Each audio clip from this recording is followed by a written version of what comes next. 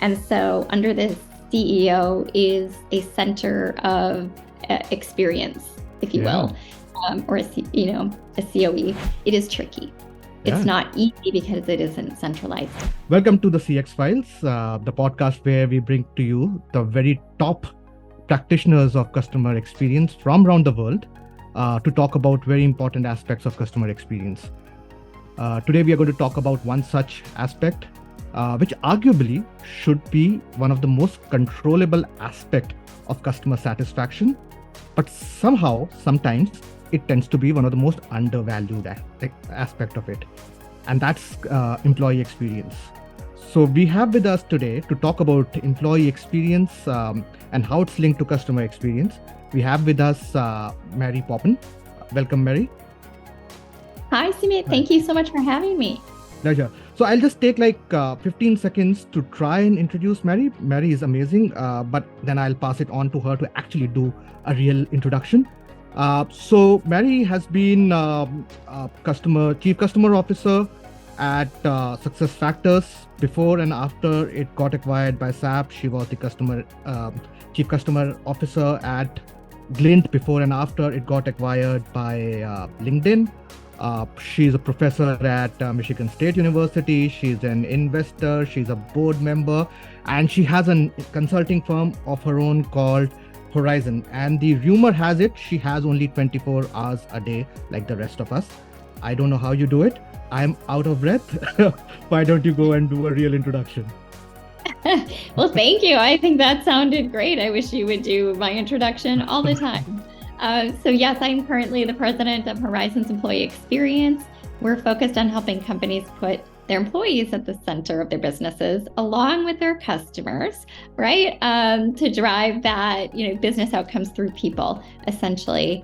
I also am a professor at Michigan State in the Customer Experience Management Master's Degree Program. So if anyone listening is interested in getting a master's in Customer Experience Management, definitely reach out to me and I'll share more information. It's designed for professionals, working professionals. So yeah, I'd love to chat about that. Oh, and the one thing I would add, I have a book which I'm really excited about. It's called Goodbye Churn, Hello Growth. And it's really about kind of the evolution of customer experience, customer success, and also the linkage with employee experience. And really, it's about harnessing data to start to get predictive with your customers. So I'd be excited to chat with anyone about that as well. So we should actually do a podcast on time management. I don't know how you do all of these things and then to record a podcast with somebody like me. So I don't sleep. No, I'm just kidding. Yeah. I love That's sleep. a start. I knew I was missing something. Yep. 8 hours a day wasted. All right, Mary, let's kick this off. So can you start with the basic, right? What is employee experience, right? How is it intrinsically linked to customer experience? Yeah, so employee experience, and I'm sure it has many definitions, but how I like to describe it is it's really how your employees experience the company, their teams, and their role. And it includes relationships with their managers and their coworkers, their work accomplishments, as well as the technology they need to do their job successfully. And there's several other aspects across their journey with your company, right, that are related to employee experience. Their experience leads to whether an employee is engaged and happy or not. Mm-hmm. And ultimately that has implications for your customers and for your business outcomes. Yeah. So, I mean, one of the things I was wondering was that if you cannot get your employees enthusiastic about your brand, what chance do you have that you will get your customers interested in it, right? Exactly. Can you give me a couple of examples of companies who actually do it well? Yeah, and I'm sure that those of you listening, if you can just think of a time you had a really great experience, right? I like to personally use In-N-Out Burger. Every single time, I don't have any in Minnesota, but every single time I travel and there's an In-N-Out, I go and it is the same experience every single time. It's been consistent. The employees are engaged. They know their roles. They seem to be having a good time. They even remember, patrons who come in frequently. And the food is so good. Like just the experience, I always leave really happy. But the chances are, for those of you, listening in, if you think of a great experience you've had, chances are that it was good because there was some interaction with an employee that made it good. So it's likely there was somebody that was engaged and knowledgeable and helpful, to you, that made it a great experience. Likewise, if you think of the last time you had a super poor experience, I'm sure we can all think of that. Chances are that you engaged with an employee that was rude or burnt out or just unknowledgeable or not empowered to help you. And so those things actually lead to, multiple of bad business outcomes versus, the positive experiences. Because people will tell 10 friends when they have a terrible experience, but they may tell one, that they had a great experience. So yeah. And, ultimately there's a direct relationship between employee engagement scores and customer satisfaction scores. Anecdotally, it makes sense, right? When you think about it. But academic research has also, supports this. So there's lots of studies out there. So that's the good news. If you're going for funding from your CFO, you can point to some articles related to the relationship between employee experience and customer experience. So whether it's customer programs or employee programs, you can get some funding. But creating a great EX experience, means a higher chance of strong employee engagement, which directly relates to CX. So the reverse is true too. Unhappy customer. Absolutely. I mean, it has to be. I mean, if there is either way, I mean, if it's causality or correlation, both ways, if one goes up, the other has to go up, and vice versa. But tell me, Mary, how do you actually measure employee experience? Are there standardized metrics that you use to measure employee experience? Yeah, there's actually a lot of ways to measure employee experience, but one of the most common ways that kind of gets called employee experience measurement is employee engagement surveys. So that is an employee listening program, often is associated with being an employee experience program and includes surveys for the most part. That is a really key part, but there's also so much more that should be happening, right? There should be not only an annual engagement survey, but surveys across the employee life cycle to measure the true end-to-end employee experience. There also should be things, like focus groups or manager one-on-one check-ins with very specific questions that can be tracked on how the employee is doing. So there's a lot of different ways to measure employee experience, but I just encourage everyone listening to think beyond just a survey. While the survey is helpful, there's so much more information to get. The other thing I'll say is qualitative information. So asking your employee, right, for feedback and not just for a rating. You can leverage so much rich information from the qualitative data.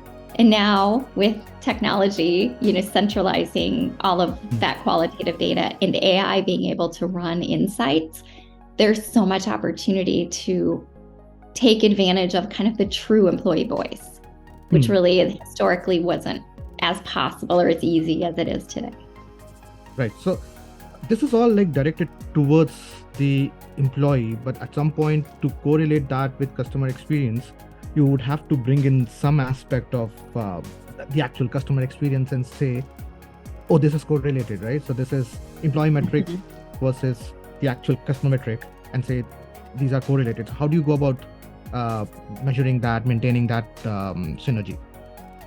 Yeah, so great question. Hopefully you're capturing both employee experience, kind of operational data or productivity data, as well as sentiment data, engagement data through surveys, but also on the customer side, collecting customer satisfaction, product usage, really good, robust measurement strategy across both. because that way you're able to hopefully, if you're using, technology, and AI helps with this. But if you have a data science team, right, that's even more helpful. But the ideal is that you can track these measures over time. So you've got customer satisfaction and you have employee engagement scores for your CSMs. Right. And you can start to correlate the engagement of your CSMs over time along with their customer satisfaction scores, right? That's one huge linkage that shows, right, is there a positive relationship? Generally, that's, what we've seen in the research shows. But then what do you do about it? That's really the next piece. If you don't take any action, then the information is interesting, but you're not going to move the needle, right, on either EX or CX if you don't take action. There's also things you can correlate, like employee attrition and revenue or logo churn. That's interesting as well.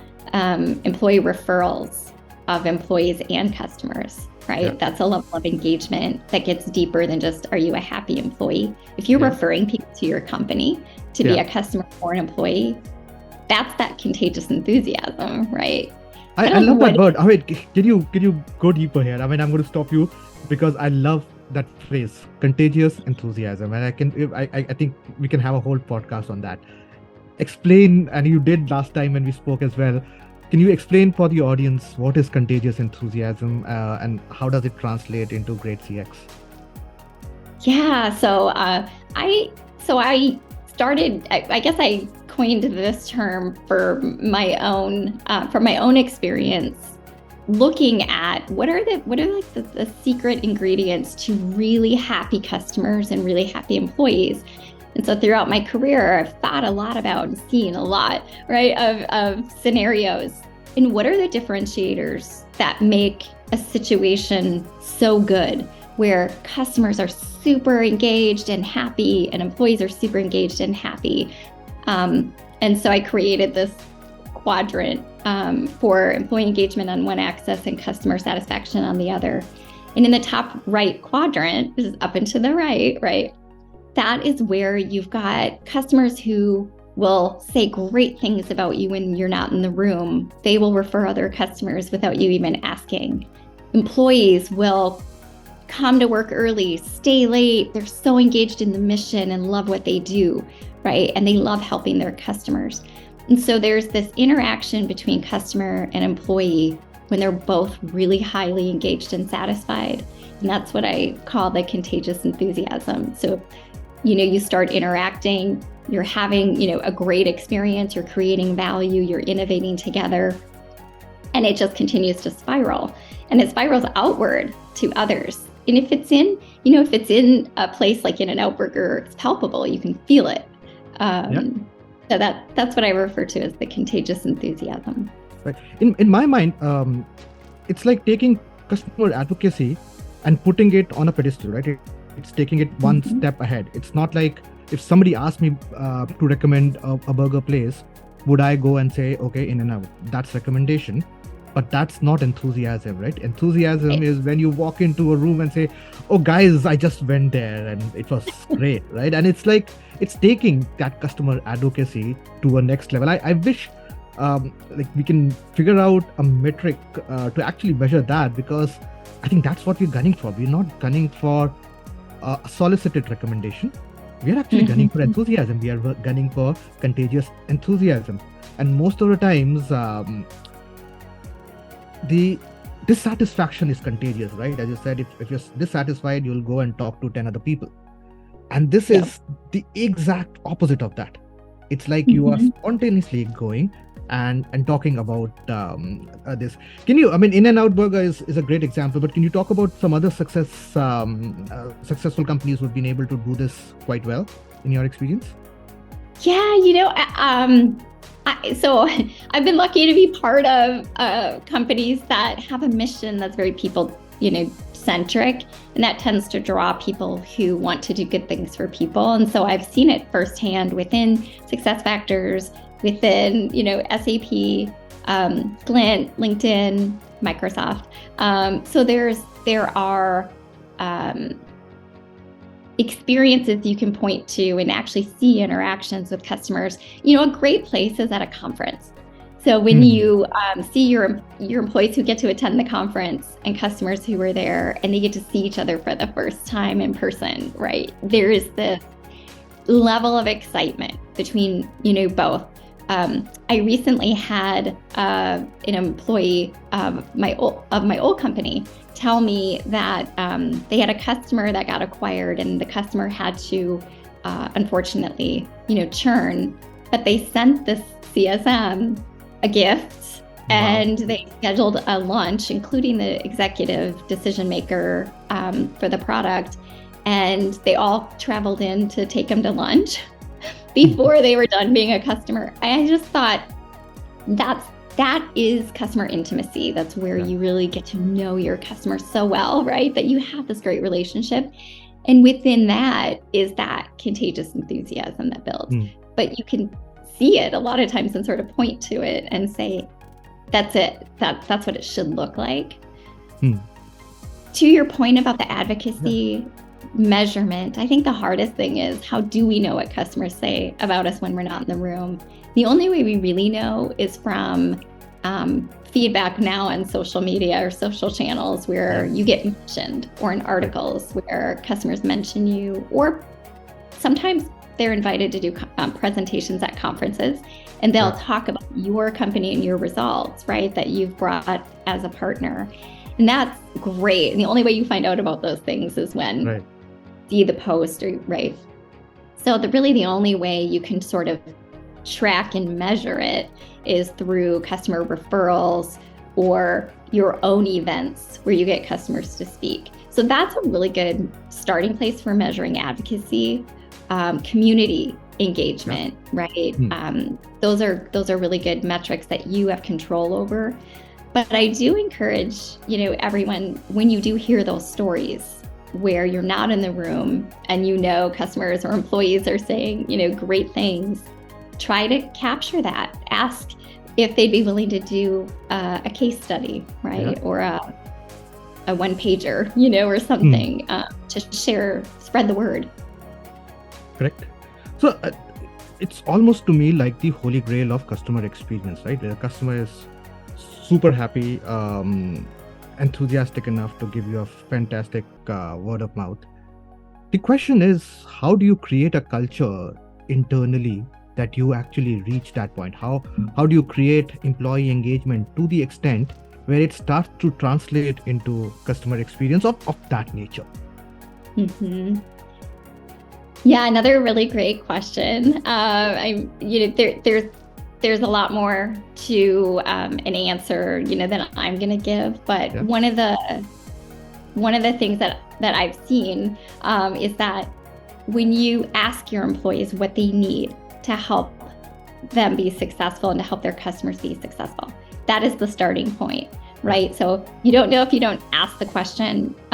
So once you've asked the question, you need to look at that information and prioritize what action can we take directly based on their feedback, and look at what's the most impactful levers that you can pull to improve their engagement, but will also impact business outcomes positively, right?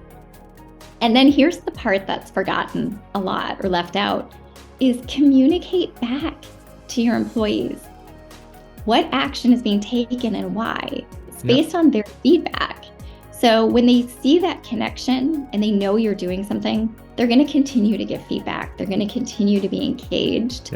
And if any of those pieces get left out, that's when you start to see disengagement or feelings where the culture of the company is top down, you know, versus including the employees in the journey.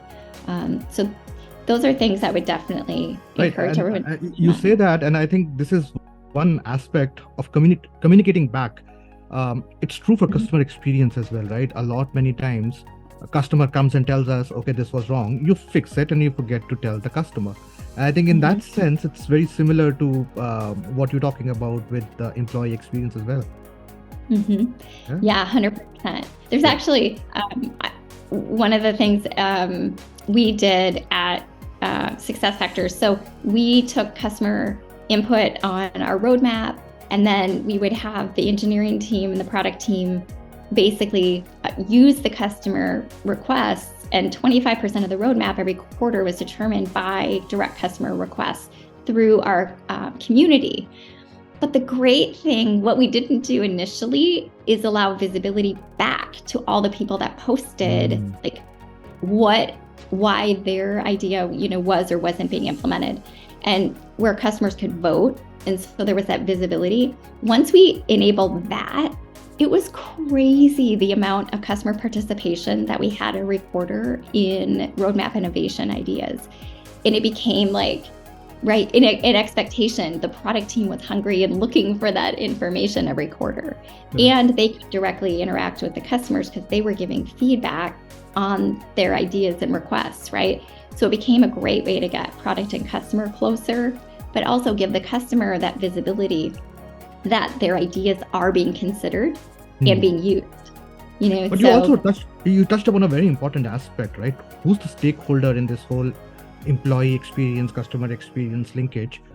Because it's no longer just the visible end of it, right? Not just the person who's directly interacting with your customer, but also a level lower or a level adrift, like the engineer in this case. So normally when you go in, and I know you do a lot of consulting work with your company Horizons, when you go in, who are the key stakeholders that you need to bring in to make that linkage between employee experience and customer experience? That is such a good question. So today in most organizations, the employee experience data is housed by HR typically. Customer experience data generally lives either in the product team or customer success team or customer experience team, but they're siloed. So we generally go in and we need to get kind of project owners or assigned project experts within the organization from HR and from the customer team, so we can identify all of the data available and then be able to determine what linkage makes the most sense. And then of course getting business data, which either lives at the functional levels or ideally the COO can get it. But I guess what you're hearing me say is it is tricky. It's not easy because it isn't centralized today. Can I share my ideal? Oh yeah, please go ahead. What I would love to see is a centralized experience team that is not one stakeholder, right? And so under this CEO is a center of experience, if you will, or a COE. And this team is responsible for defining, designing, implementing, determining success criteria, and measuring all of the experience for employees, customers, partners, end users, and they partner with the functional owners to be able to get that data. But it's centrally stored, and the journey mapping is done in such a way that there's visibility on where the synergies are and gaps across all of these stakeholder experiences. That to me would be an ideal.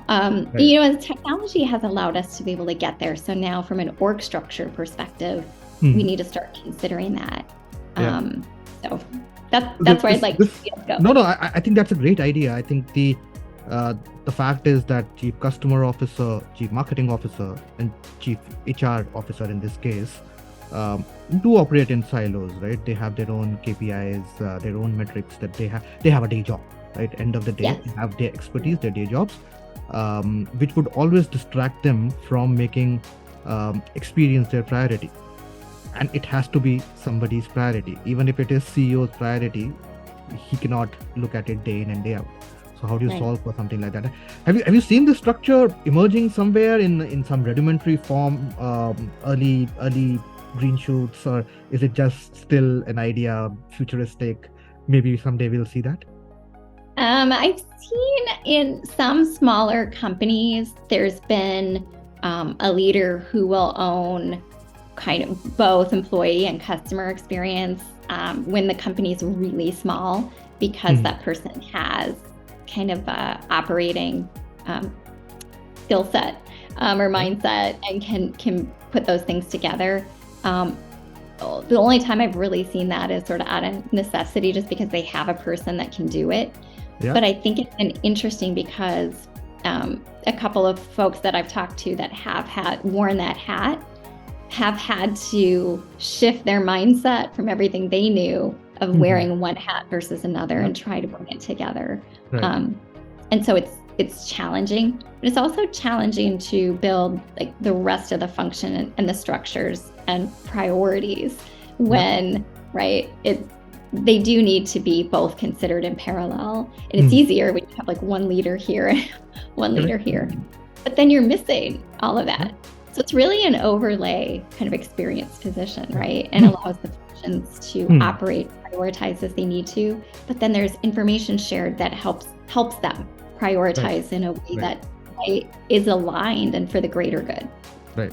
No, so the challenge with this is that because of how the industry has developed, the experience industry has developed, you have very few experts like you who have dwelled in both customer experience and employee experience. You have experts either in customer experience or employee experience, and then you learn on the job. If you start to bring two together, then you learn on the job. But I think, as you rightly said, increasingly we will have to develop expertise across the horizontal, across the customer, across the employee, because as you said, it's about contagious enthusiasm, right? And it has to be, it will translate into a customer only if your employees feel it. You cannot assume, or you cannot fathom that you as a customer are enthusiastic about In-N-Out burgers, whereas the employees are dead to the brand. It cannot happen, right? So you're absolutely right on that. And hopefully going forward, we'll see more and more synergies and marriage between the two. But this was the serious aspect of this podcast. What we do at the end of every podcast is we run our guests through a rapid fire. Now, the rapid fire is about customer experience in general, not necessarily about employee experience in this case. But I'll ask you a few questions and try and be fast because it's a rapid fire. Okay. All right. Are you ready? Good. I'm ready. All right. So one word to describe perfect customer experience. That's easy. Wow. Which of these three words? That's easy. Wow. Or wow. Wow. All right. Fantastic. That's easy is also actually a great word, right? Sure. What's the most important CX metric? Oh, advocacy. Yeah, absolutely. The brand you admire most in CX? I know that. In-N-Out burger. In-N-Out burgers, yeah. The biggest myth in customer experience? Oh, when it's going well, you don't have to focus on it. Nice one. Good one. The future of customer experience in one word? Predictive. The future, the one tool or technology that you think is going to change CX? AI. Yeah. The most challenging aspect of delivering great CX? Personalization at scale. Yeah, perfect. One book or resource that you would recommend the audience? So, of course, I have to make a plug for Goodbye Churn, Hello Growth. But also, you read ISIPs and CSM Practice have a YouTube channel. Yeah, and your book's available on Amazon? It is, yeah. All right, and if you can share the link, I would also paste it along with this podcast. That will be very helpful. Last two questions. What's the best piece of CX advice you have ever received? Focus on your happy customers as much or more than your unhappy ones to grow your business. Absolutely. It's easier to retain a customer than to get new customers. Absolutely. And if you would change one thing about CX industry today, what would it be? So I'm going to go back to what I said earlier, and I'm just saying I would elevate CX to be a centralized center of experience, reporting into the CEO. Yeah, fantastic. I think that was great. You were rapid, so that's a start, but your answers were great. Thank you so much, Mary. I think this was a very informational session. I think the idea of contagious enthusiasm, how EX leads to CX, it's an important one. As I said, it's sometimes undervalued. And it was great to hear from somebody who's done this over and over again with large companies, which started as startups, got acquired, and you're doing this all over again, helping people do and implement this with their companies. I think that's very, very. I mean, your advice is, I think, very important for people to follow. And what you spoke today was very, very helpful. So I hope you enjoyed your time and this conversation. But I thoroughly enjoyed my conversation. And as I said, maybe at some point we should look at time management as a podcast, because I think I overran my time as well. I would love to, yes. And I Yeah. enjoyed the conversation. We could talk for hours on these topics. Perfect. Sounds great. So thank you, Mary, once again. And hopefully we'll do another podcast soon. Thank you. Thanks for having me. Yeah, thank you.